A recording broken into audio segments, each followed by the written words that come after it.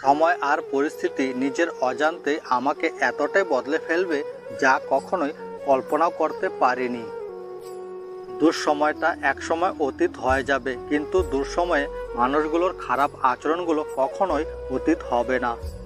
পৃথিবীর সবচাইতে নিষ্ঠুর মানুষ তো সেই যে তার নিজের স্বার্থের প্রয়োজনে অন্যকে ব্যবহার করে।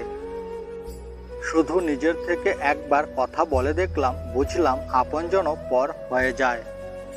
ভুল মানুষের কাছে বেশি প্রত্যাশা করেছি বলে আজ আমার জীবন দুঃখে ভরা, ক্লান্ত হয়ে গেছে। জানি না কি থেকে কি হয়ে গেল, ধোকা একজনই দিল, কিন্তু সবার উপর থেকে কিভাবে যেন বিশ্বাস উঠে গেল।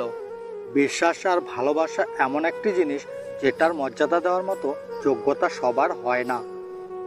সততা এমন একটি মূল্যবান গুণ ও বৈশিষ্ট্য যা কখনো সস্তা লোকের কাছ থেকে আশা করা বুদ্ধিমানের কাজ নয়। এখন এই কথার মানে বুঝছি যে সত্যিই তো হাসি দিয়ে সবকিছু প্রকাশ করা যায় না, তবে অনেক কিছু আড়াল করা যায়। আপনি যতই নরম মনের মানুষ হবেন, অন্যদের কাছ থেকে ততই বেশি ক্ষত বিক্ষত হয়ে যাবেন। তাই মাঝে মধ্যে শক্ত হওয়ার জরুরি। যে বোঝেনি মুখের কথা, সে আবার বুঝবে মনের ব্যথা। হায় রে বন্ধু, হাসালি।